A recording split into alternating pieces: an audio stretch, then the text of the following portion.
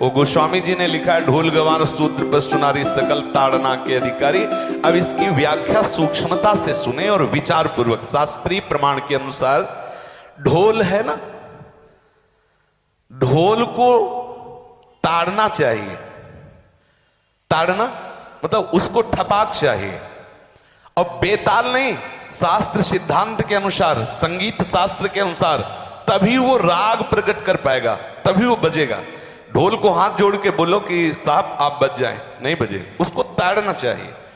अब ताड़ना शब्द चारों में एक जैसा नहीं लगेगा, शब्द एक ही है ताड़ना, लेकिन ताड़ना के अर्थ अलग अलग हैं। जैसे कनक है, एक ही शब्द है कनक, लेकिन कनक कनक ते 100 गुनी मादकता अधिकाय, वा खाए बोराए जग या पाए बोराए। बोले कनक ही शब्द है।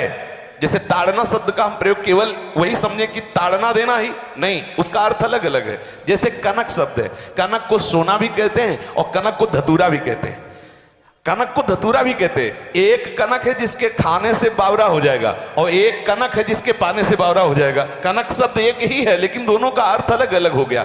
ऐसे ही ढोल में ताड़न का तात्पर्य है उसको पीटना, लेकिन वो शास्त्रीय संगीत के आधार पर उसको ताल देना।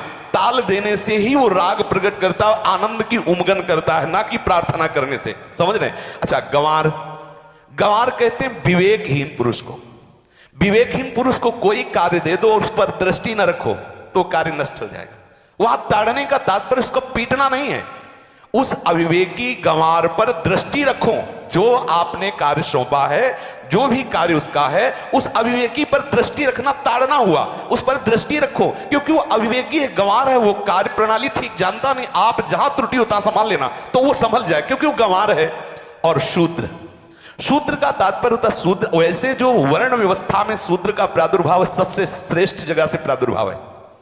वर्णन आता है, ब्राह्मणोष मुखमाशीत बाहु राजन्यः कृतः उरुददस जत वैश्या पदभ्याग्म्यं शूद्रो जायत।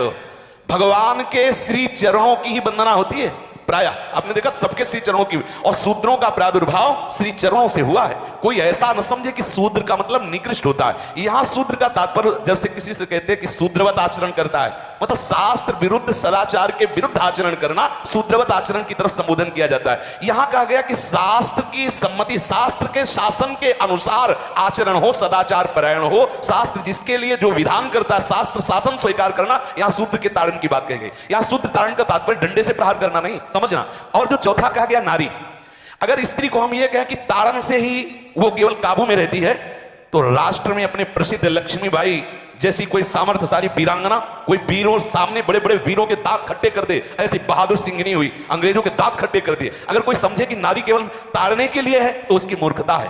पुरुष और नारी का समान प्रादुर्भाव हुआ है। भगवान ब्रह्मा के श्री अंग से दाहिनी तरफ से महाराज मनु और बाईं तरफ से उनकी पत्नी उनका प्रादुर्भाव हुआ सतरूपा। सतरूपा, अब आप बोलो, एक ही शक्ति के दो भाग हो गए, एक पुरुष रूप धारण कर लिया, एक नारी रूप धारण कर लिया। अब यहां विचार जो है कि उस नारी के ऊपर ताड़न शब्द का क्या प्रयोग है।